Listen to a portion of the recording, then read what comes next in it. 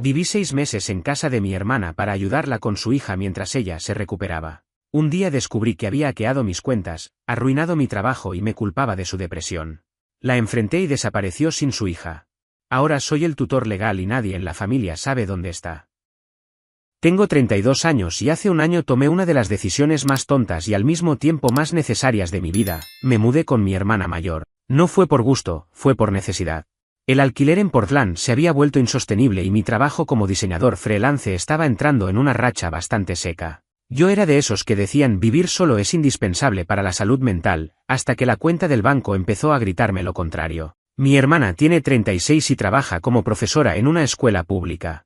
Tiene una hija de 10 años, mi sobrina, a la que quiero como si fuera mi propia hija. Desde el principio me ofreció su casa con buena intención, es temporal, puedes ahorrar, estabilizarte, luego te vas cuando estés mejor, dijo. Pero nada es tan simple como suena. La casa es una pequeña propiedad de 2 pisos en los suburbios de Beaverton, cerca de donde crecimos. Era de sus suegros, pero su exmarido se la dejó tras el divorcio. Desde fuera parece una postal, jardín delantero bien cuidado, una cerca blanca, macetas colgando de las ventanas. Desde dentro, otra historia. El primer mes fue incómodo, sí, pero tolerable. Me asignaron el cuarto de huéspedes, que hasta ese entonces había servido como bodega no oficial de juguetes olvidados, libros de texto viejos y ropa de invierno. Lo arreglé, pinté las paredes, me instalé mi pequeño escritorio, y traté de no estorbar demasiado. Lo que empezó a sentirse raro fueron las dinámicas familiares. No sé cómo explicarlo bien, pero había una rigidez en el ambiente, como si todo lo que yo hacía, desde cuánto duraba en la ducha hasta el volumen al que ponía Spotify, fuera una especie de invasión a su mundo. Ella nunca lo decía directamente, pero se notaba. En los silencios, en las miradas, en los pequeños comentarios pasivo-agresivos. Pero aún así aguanté, porque necesitaba el ahorro. Porque me había comprometido a pagarle algo de renta, aunque fuera simbólico, y ayudar con los gastos de comida. Porque me dijo que no había problema con que trabajara desde casa. Pero más que nada, porque sentía que al menos estaba en familia. Ahora, antes de que empiecen a pensar que me estoy quejando de forma egoísta, déjenme explicar por qué todo esto está tomando esta forma. Esto no va de una convivencia tensa.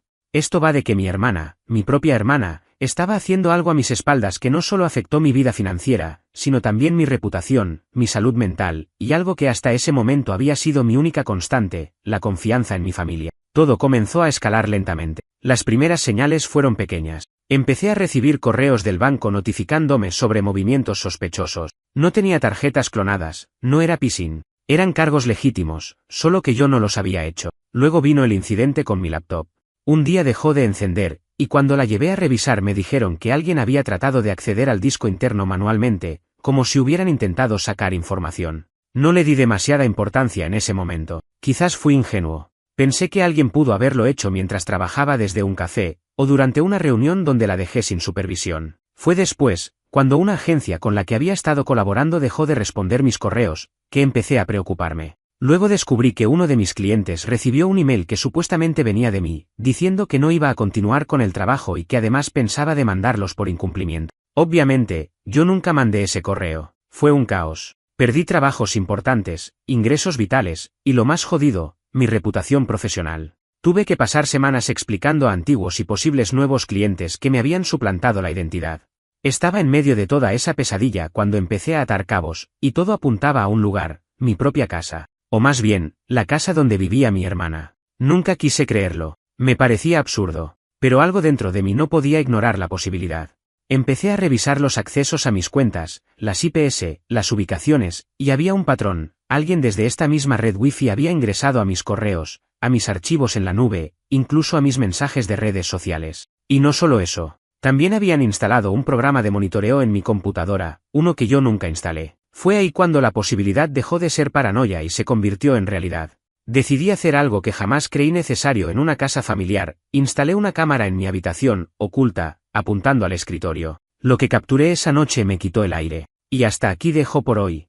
Mañana subo la parte 2 si hay interés, o igual lo haré aunque nadie diga nada, porque necesito soltar esto. No dormí esa noche. Me quedé viendo ese maldito vídeo una y otra vez, cada vez esperando que la imagen cambiara, que de alguna forma no fuera real, que hubiera una explicación más fácil, más lógica, pero no. No había ninguna. El archivo era claro, nítido, grabado con la cámara que había escondido entre unos libros encima del escritorio. El ángulo era perfecto. Lo suficiente para ver a alguien entrar a mi cuarto mientras yo estaba fuera haciendo compras. Era ella. Mi hermana. No solo entró. Abrió mi laptop con una naturalidad que me congeló. No es que estuviera revisando por curiosidad o queriendo ver si yo andaba viendo porno raro. No, fue directo. Usó un pendrive que sacó de su bata, lo conectó, escribió rápido algo que no logré distinguir, y se quedó mirando la pantalla como si estuviera leyendo algo importante. Y luego se fue. Sin nervios, sin apuro. Como quien revisa si la estufa está apagada. Me costó procesar lo que acababa de ver. Me costó aceptarlo. Esa no era la persona que me cuidó cuando era chico, la que me llevó al hospital cuando me rompí el brazo con el skate, la que lloró cuando me fui a vivir solo por primera vez. Esa no era mi hermana. O quizás sí lo era, y yo nunca quise ver la parte que escondía. Durante 2 días no le dije nada. Estuve observando, tomando notas, mirando cada movimiento suyo, cada mirada que me lanzaba cuando creía que no la veía. Me volví paranoico, lo admito. No podía confiar en nadie. Y lo peor es que no podía irme. No tenía a dónde. Mi cuenta de ahorros estaba por los suelos, no tenía ingresos constantes desde hacía 2 meses, y todo el tiempo que llevaba ahí había sido parte de un plan para salir adelante, no para hundirme más. El tercer día después del vídeo pasó algo que lo cambió todo. Estaba en la cocina, calentando arroz del día anterior, cuando llegó una notificación a mi celular. Un intento de ingreso a mi cuenta de PayPal desde un dispositivo desconocido. Me metí enseguida. Era desde la misma IP que mi casa. Pero más que eso, alguien había intentado transferir $2000 a una cuenta nueva. No lo logró porque activé la autenticación en 2 pasos hace tiempo, pero fue el punto de quiebre. Fui directo a su cuarto. Golpeé. Entré. Ella estaba sentada en la cama con su laptop sobre las piernas, la tele prendida en algún show médico gringo que siempre deja de fondo. Necesitamos hablar, le dije. ¿Qué pasa? Me respondió como si no tuviera idea. No me jodas. Sabes perfectamente qué pasa. Nos quedamos mirándonos unos segundos. El ambiente estaba denso, como si el aire se hubiese espesado. Cerré la puerta. ¿Por qué entraste a mi cuarto el otro día? ¿De qué estás hablando? Tengo un vídeo. No me mientas. Y ahí fue cuando cambió todo. Su cara se congeló, pero no como alguien que siente culpa. Fue más como alguien que se dio cuenta de que cometió un error de cálculo. Cerró la laptop lentamente, como si quisiera ganar tiempo para pensar su siguiente movimiento. No sabía que me estabas grabando, dijo, en voz baja.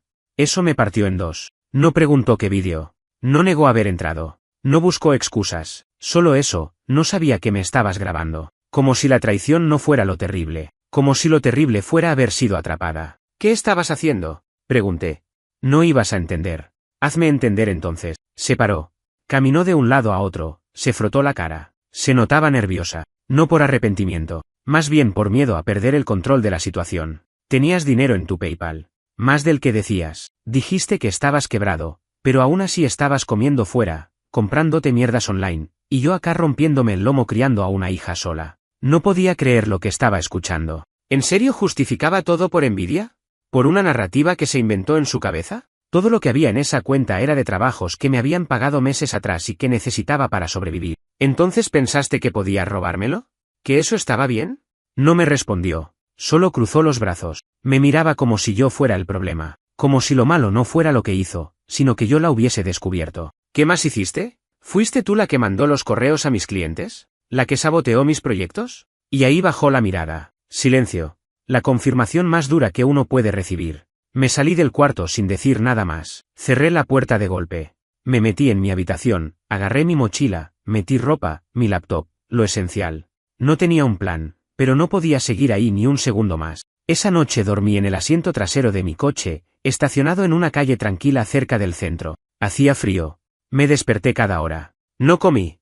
No hablé con nadie. Solo repasaba una y otra vez cómo carajo llegué a eso. Como la persona en quien más confiaba era la que me estaba quitando todo. Y lo más jodido, sin remordimiento. Y eso no fue ni siquiera lo peor. Eso vino después. Me hubiera encantado decir que después de esa noche en el coche encontré una solución, que todo se aclaró de algún modo. Pero no, a veces uno cree que ha llegado al fondo, que ya no hay más por caer, y sin embargo la vida se las arregla para mostrarte que sí, que todavía hay espacio para joderte más. Me desperté esa mañana con el cuello torcido, una de esas rigideces que no te dejan ni girar la cabeza. Mi mochila me servía de almohada y mi laptop estaba metida debajo del asiento, con miedo de que alguien rompiera el vidrio en plena madrugada. Revisé el celular. 23 mensajes de mi hermana. No los leí. Solo vi la vista previa de los primeros. No sé qué te pasa, estás exagerando, ¿dónde estás? ¿De verdad vas a hacer esto? Y el último, te llevaste algo que no era tuyo. Eso último me explotó el pecho de rabia. ¿Ella preguntándome a mí si me robé algo? Yo, el que estuvo pagando una parte de los gastos, el que cuidaba a su hija cuando ella tenía turno doble, el que tragó mierda durante meses para no arruinar la armonía. ¿Y ahora ella era la víctima? Necesitaba un lugar para respirar. Un amigo, algo.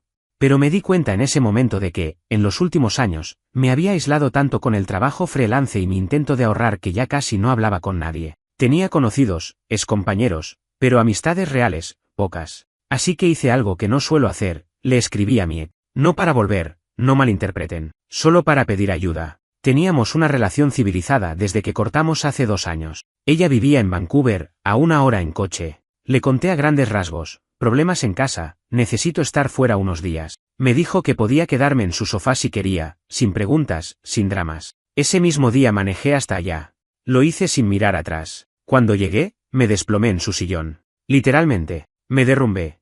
Ella me dejó una manta, una taza de té, y no dijo nada. Esa primera noche dormí como no había dormido en semanas. Al día siguiente, ya más entero, empecé a revisar todo lo que tenía pendiente. Entré a mis correos, a mis cuentas, y encontré que mi hermana había intentado entrar de nuevo a mi Dropbox. Tenía un mail de alerta. Usó su dirección IP. No le importó que supiera que era ella, como si estuviera mandando un mensaje. Todavía puedo. Fue entonces que empecé a entender algo mucho más oscuro. Esto no era impulsivo. No era por rabia ni por frustración momentánea. Era metódico. Planeado. Tal vez llevaba haciéndolo desde antes incluso de que sospechara algo. ¿Qué buscaba? ¿Destruirme por completo? ¿Quedarse con algo mío? ¿O simplemente verme tocar fondo? Abrí un documento nuevo y empecé a listar todo lo que había perdido desde que me mudé con ella. 2 clientes fijos. Un contrato con una agencia de diseño en Berlín. Acceso temporal a mi cuenta principal de PayPal. Mi reputación con al menos 3 contactos clave en la industria. Mi tranquilidad. Mi casa. Mi confianza. La lista dolía. No porque no supiera cada punto, sino porque verlos juntos, en orden, con sus nombres, me hizo ver la magnitud del daño. Me estaban desmantelando desde adentro. A la tercera noche en Vancouver decidí que tenía que tomar el control. Ya no podía seguir huyendo. No podía simplemente desaparecer esperando que todo pasara. Consulté con un abogado online. Le conté todo lo que tenía, incluso el vídeo. Me dijo que era complicado, que como no había pruebas directas de uso indebido del dinero, porque la transferencia no se había completado, no era un caso sólido para acusación formal. Pero sí podía protegerme. Me recomendó cambiar todos los accesos, cerrar las sesiones, y guardar todo como respaldo en caso de que ella intentara algo más. Y eso hice. Cambié absolutamente todo. Contraseñas, números de autenticación, correos de recuperación. Incluso migré cuentas bancarias. Empecé a limpiar el desastre, pieza por pieza. Pero no estaba preparado para lo que vino después. Una semana después, mientras aún me quedaba en el sofá de mi ex, me llamó una mujer desconocida. Número local. Atendí con sospecha. ¿Eres el hermano de...? Sí. ¿Quién habla? Soy trabajadora social del distrito escolar de Beaverton. Llamo porque ha habido una situación con tu sobrina. Está bien, pero necesitamos hablar contigo urgentemente. Casi dejo caer el celular. ¿Qué pasó? No me dieron detalles por teléfono. Solo me pidieron que fuera al día siguiente temprano a la escuela. Mi ex me ofreció ir conmigo. Acepté. Esa mañana, me senté frente a una mujer de unos 50 años, de tono serio, que me miró como si ya supiera más de mí de lo que yo había dicho. Tu sobrina habló con una de nuestras consejeras. Dijo que tiene miedo en casa, que su mamá se encierra en el cuarto y a veces no le contesta por horas, que la ha escuchado gritar sola, que tiró algo contra la pared el otro día, y que tú desapareciste. Me quedé helado. No sabía qué decir. No esperaba eso. Yo estaba tan metido en mi propia espiral que ni siquiera pensé en cómo todo esto podía estar afectando a la niña. Mi hermana estaba perdiendo el control.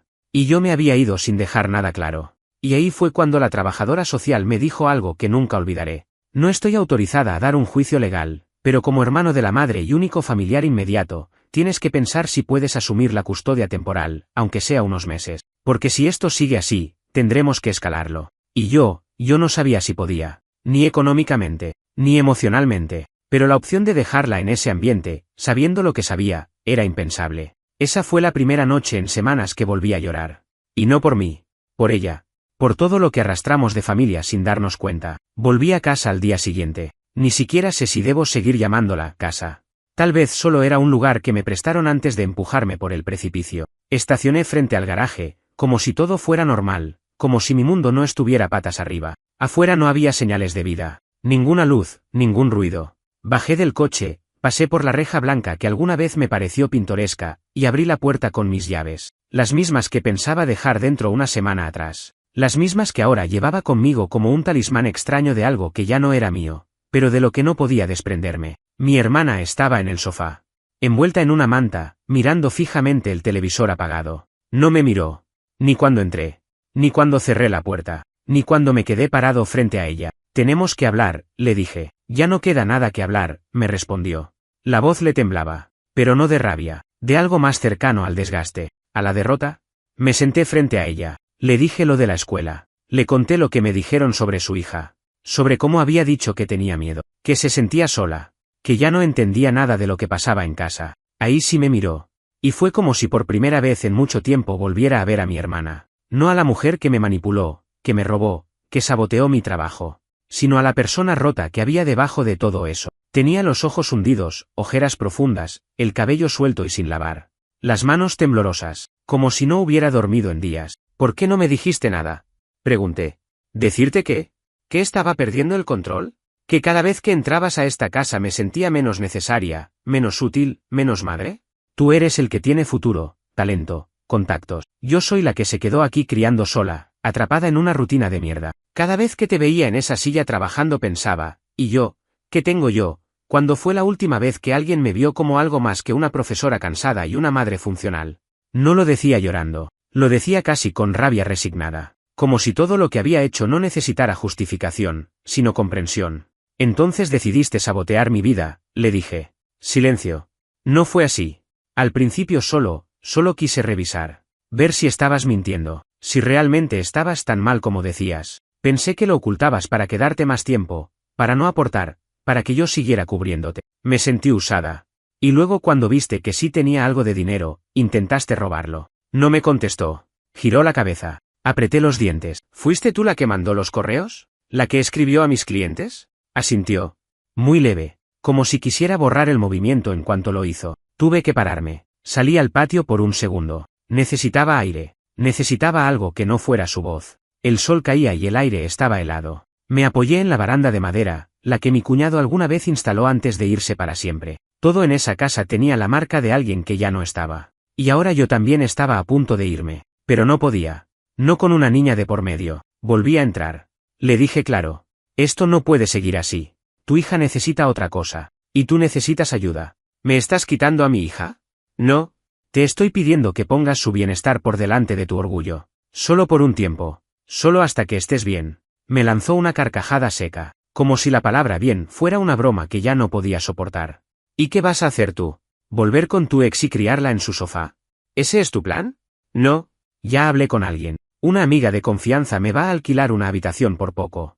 Estoy viendo cómo armar algo estable. No es ideal, pero es mejor que esto. Ella no dijo nada más, solo volvió a mirar el televisor apagado. Su forma de cerrar el mundo. Esa noche me quedé. No dormí bien. Mi sobrina entró a mi cuarto, el cuarto donde puse la cámara, como si supiera que algo había cambiado. Me abrazó sin decir nada. Me preguntó si ahora sí me iba a quedar. Le dije que por un tiempo, sí. A la mañana siguiente fui con ella a la escuela. La dejé en la puerta. Se aferró fuerte a mi brazo antes de bajar del coche. Cuando volví, mi hermana no estaba. Encima de la mesa del comedor, había una nota. No decía lo siento. No decía gracias. Solo decía, no me llames. No me busques. No puedo con esto ahora. Pero cuídala. Tú sabes hacerlo mejor que yo. Me quedé ahí, mirando la hoja, pensando en todo lo que implica una sola línea. Ella se fue. Así, sin más. Yo me quedé. Y ahora tengo una niña que no es mía, pero que depende de mí más que nadie. Y tengo una vida que no planeé, pero que no puedo abandonar. Y tengo una herida que no sé cuándo va a cerrar. Pero tengo algo más también. ¿Responsabilidad? Nunca me imaginé convirtiéndome en figura paterna. Nunca estuvo en mis planes. No tenía ni plantas, mucho menos hijos. Lo mío era vivir al margen del sistema, lo justo y necesario para sobrevivir sin tener que atarme a estructuras. Freelance, minimalismo, mochilas en vez de hipotecas. Y ahora estaba haciendo compras en una tienda de descuento con una lista escrita a mano por una niña de 10 años que me pidió cereal, leche, pan, y esas galletas que tienen una foca en el paquete. Mi hermana llevaba 5 días sin dar señales. Apagó el celular. No estaba en casa de ninguna de las amigas que aún le hablaban. No fue a trabajar. Nadie sabía nada. Había desaparecido, y en vez de sentir rabia o alivio, lo que sentía era esa tensión constante en el pecho, como si me hubieran dejado sosteniendo una bomba sin manual de instrucciones. La escuela fue clara, tenía un tiempo limitado para regularizar la situación legal de mi sobrina. Podía continuar firmando como responsable temporal, pero si no había contacto con la madre en 2 semanas, iban a tener que escalar el tema a servicios sociales. Lo que eso significaba en términos reales me quedó claro cuando una consejera me explicó, con delicadeza, que no podían garantizar que ella permaneciera conmigo si se iniciaba ese proceso. No es personal, me dijo, es burocracia. Así que moví cielo y tierra. Hice llamadas, llené formularios, le escribí a una abogada que me recomendó gasté dinero que no tenía, pedí favores. Todo mientras intentaba mantener una fachada medianamente estable para una niña que, sin decirlo, sabía que todo estaba al borde del colapso. Las noches eran las peores. Ella se quedaba dormida rápido, agotada por las clases, por el silencio en casa, por la confusión. Pero yo no. Yo me quedaba en la cocina hasta tarde, con la laptop abierta, tratando de encontrar trabajo nuevo, redactando mails, ajustando portfolios, y sobre todo, pensando en qué carajo hacía ahora. Cómo me convertía, de un momento a otro, en un adulto funcional, proveedor, cuidador. Y encima sin perder la cabeza. A veces me encontraba mirando el cuarto vacío de mi hermana. No porque la extrañara, sino porque quería entender en qué momento se quebró del todo. Cuando pasó de ser una hermana presente, algo controladora sí, pero al menos estable, a alguien capaz de abandonar todo sin mirar atrás. Una noche encontré una carpeta en su laptop. No tenía contraseña. Estaba etiquetada con el nombre de su hija. Era como una especie de diario. Textos, audios, fotos, notas sueltas. Empecé a leer. No con morbo, sino con esa necesidad de entender algo, lo que fuera. Lo que encontré me dejó congelado. Había textos escritos en momentos de desesperación profunda. Decía que se sentía vacía, que había cometido errores imperdonables, que no quería seguir fingiendo, que no sabía cómo cuidar de nadie si ella misma no sabía cómo sostenerse, que envidiaba a la gente como yo, que parecían flotar por la vida, que haberme saboteado le hizo sentir poder por un instante, pero después solo más vacío. También había un audio, duro de escuchar. No sé qué me pasa. A veces me levanto y quiero desaparecer. Pero después veo a mi hija y siento que tengo que quedarme. Y luego la veo sonreír contigo, y siento que ya no me necesita, que ya no soy suficiente. Me estoy deshaciendo, y no sé cómo pedir ayuda sin parecer una carga más. Lo escuché 2 veces. Ahí entendí que esto no era solo una historia de traición. Era una historia de abandono, de fractura. De alguien que venía rompiéndose por dentro mucho antes de que yo llegara a vivir con ella. Yo solo fui la pieza que desencajó todo. Y no sabía si eso me hacía sentir menos traicionado, o más responsable. No le mostré nada de eso a su hija. No podía. Solo reforcé lo que ya venía haciendo, estar presente, estar cerca. Hacerle sentir que, aunque no supiera cómo mierda se hace esto, iba a intentarlo. Un par de semanas después, me llamaron de servicios sociales. Habían localizado a mi hermana en un pequeño motel en Salem, sola, sin documentos, diciendo que no quería hablar con nadie, pero que estaba viva. Eso fue lo único que pudieron decirme, que estaba viva. La noticia no me alivió. No porque quisiera lo contrario, sino porque supe, en ese momento, que ya no podía contar con ella, que lo que viniera después tenía que salir de mí. Así que hice lo único que podía hacer, solicité la custodia temporal legal. Presenté los papeles, fui a entrevistas, expliqué la situación, mostré pruebas, hablé con trabajadores sociales. Incluso llevé una carta escrita por mi sobrina, donde decía, con letra infantil y sincera, que quería seguir viviendo conmigo. No sé si eso hizo la diferencia, pero unos días después recibí la notificación. Custodia temporal aprobada. 3 meses renovables. No lloré. No celebré. Solo sentí una especie de cansancio distinto, como si al menos, por primera vez en mucho tiempo, tuviera el control de algo. Esa noche, mi sobrina me pidió ver una película. Pusimos una de Pixar. Ella se quedó dormida en el sillón a la mitad. La miré. No como a una responsabilidad. La miré como a una promesa. Y supe que no iba a dejar que nadie más la abandonara. Ni siquiera su madre. Hay algo que nadie te dice sobre cuidar de alguien. Lo más difícil no es el cansancio físico, ni el dinero, ni el papeleo. Es la constancia emocional.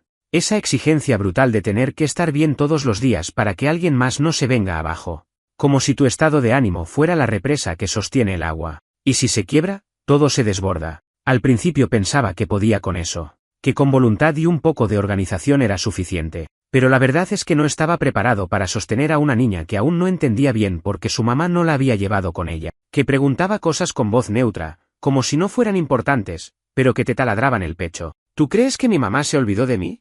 Oh, si yo me porto mal, tú también te vas a ir.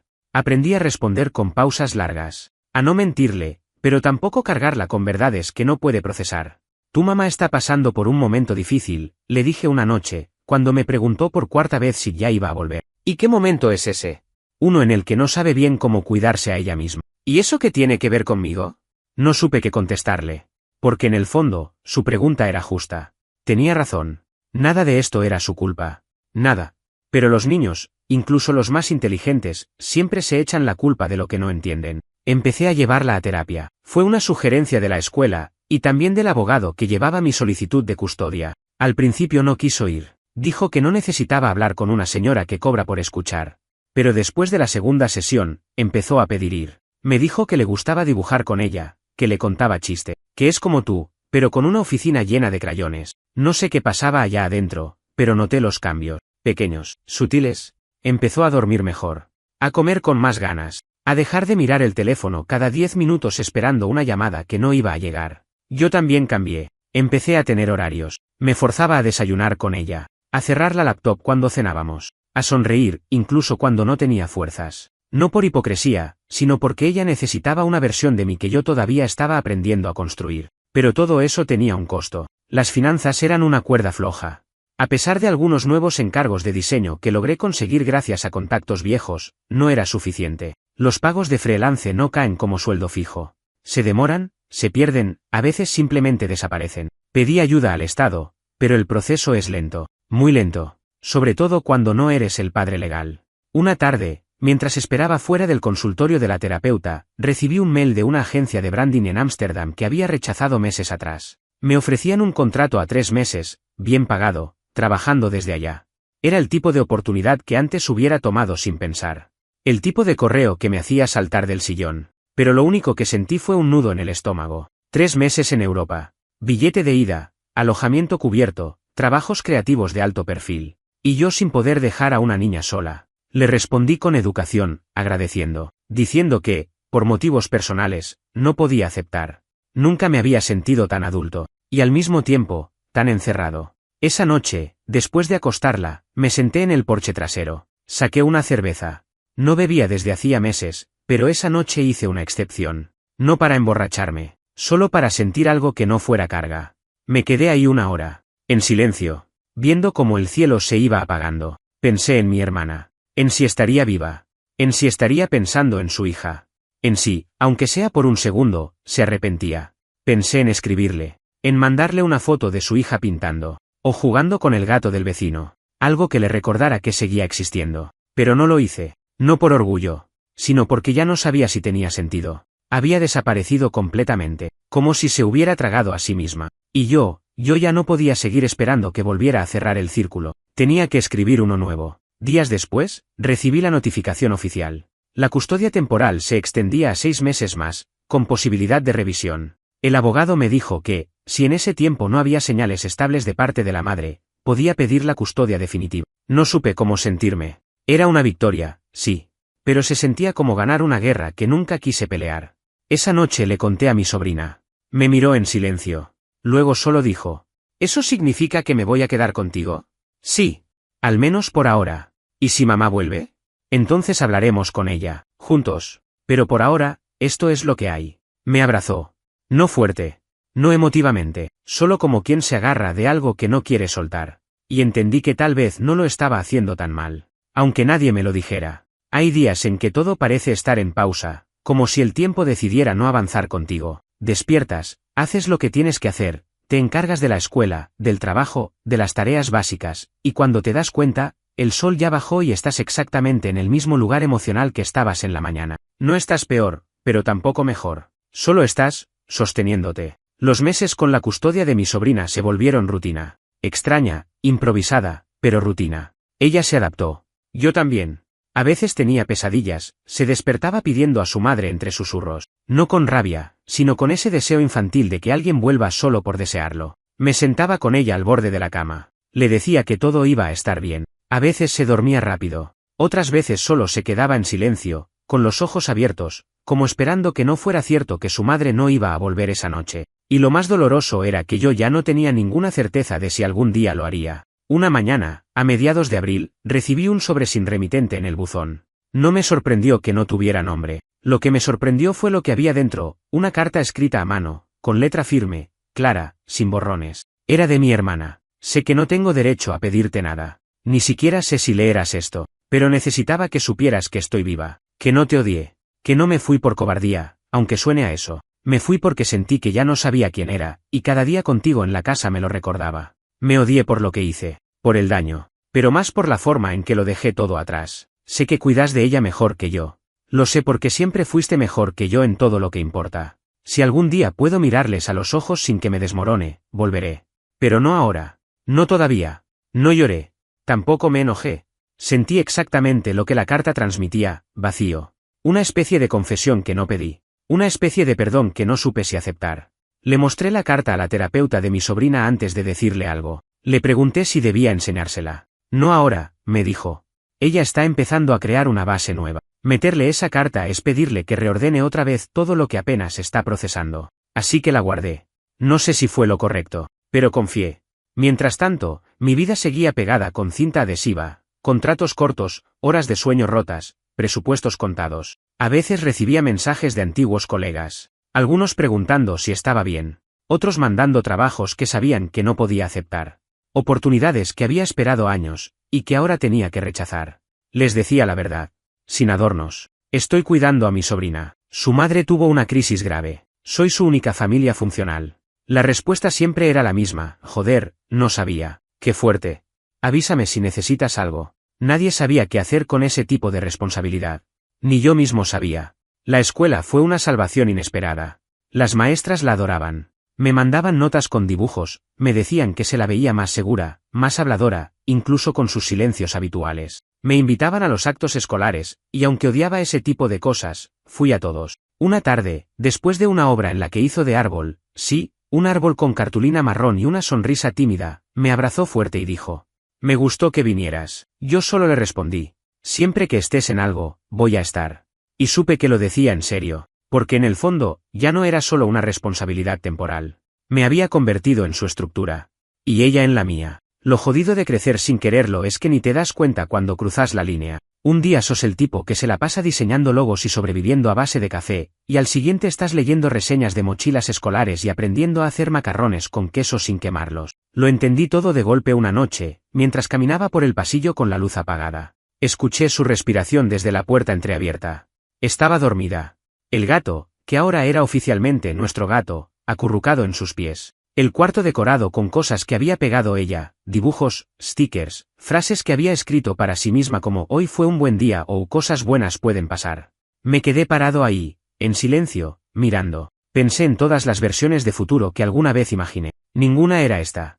Y sin embargo, era la única que me hacía sentir necesario. No feliz. No pleno. Pero sí presente. Responsable. Vivo.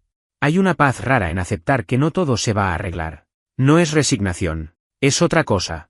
Es como dejar de pelear con el viento y, en cambio, aprender a caminar con él pegándote en la cara. A casi un año de aquella primera noche en que grabé el vídeo de mi hermana entrando a mi cuarto, el mundo es completamente distinto. La casa ya no se siente como un campo minado. Hay orden, hay ruidos normales. Televisión bajita por las tardes, tareas escolares esparcidas en la mesa, alguna que otra risa. La ansiedad sigue ahí. Pero no manda. La culpa también, pero ya no tiene la última palabra. Legalmente, la custodia temporal fue renovada por segunda vez. No hay oposición, porque mi hermana sigue ausente. Nunca volvió a llamar. Nunca volvió a escribir. Nunca apareció. Esa carta fue su única huella en meses. Y se está borrando con el tiempo. Lo más fuerte de todo esto no es que haya desaparecido. Es que he dejado de esperar que vuelva. Lo entendí una mañana cualquiera. Había llevado a mi sobrina a una cita médica, y mientras esperábamos, se acercó una mujer en la sala. Me miró y dijo: ¿es tu hija? Yo dudé 2 segundos antes de responder. No porque no supiera qué decir, sino porque me di cuenta de que estaba a punto de responder por instinto. Sí, le dije. Y en ese momento supe que ya no importaba el ADN, ni la custodia, ni el contexto. Era mi hija en los hechos, en los días, en las noches en vela, en las mochilas armadas, en las visitas al pediatra, en los desayunos con leche derramada, en los dibujos colgados en la heladera. No necesitaba ningún papel que me lo confirmara. Ni a su madre reapareciendo para ponerlo en duda. Después de esa cita, mientras caminábamos de vuelta al auto, le conté que una señora me había preguntado si era mi hija. ¿Y qué le dijiste? Le dije que sí. Ella no respondió. Solo me tomó la mano. No nos decimos muchas cosas dulces. No hay ese tipo de diálogo hollywoodense entre nosotros, pero hay gestos. Y hay algo más importante, consistencia, estar. Día tras día.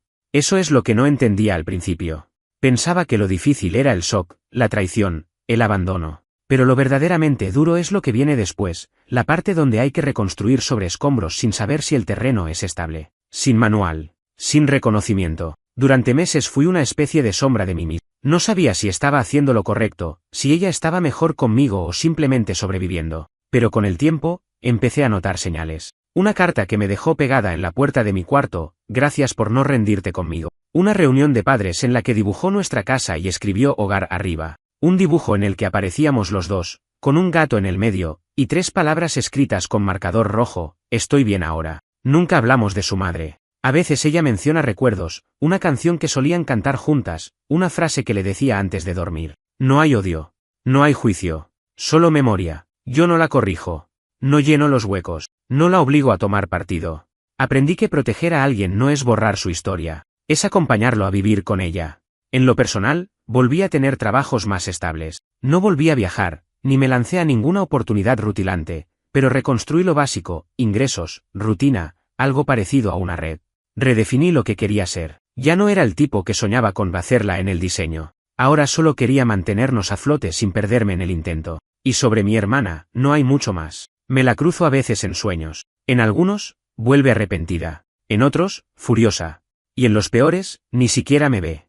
Pasa de largo, como si nunca me hubiera conocido. No le guardo odio. No me sale. Me duele, claro. Me duele su ausencia. Me duele lo que me quitó. Pero más que nada, me duele pensar que tal vez nunca fue la persona que yo creía. A veces, cuando mi sobrina se duerme antes de lo habitual, me quedo en el porche, igual que aquella primera noche. Me siento, abro una cerveza sin gas, y pienso en todo lo que cambió. En lo que perdí. En lo que encontré. Y en que, sin querer, terminé convirtiéndome en lo que más temía, alguien que otros dependen de. No por obligación, por elección. No soy padre. No soy héroe. No soy mártir. Solo soy un tipo que decidió quedarse cuando otros se fueron. Y eso, por ahora, basta.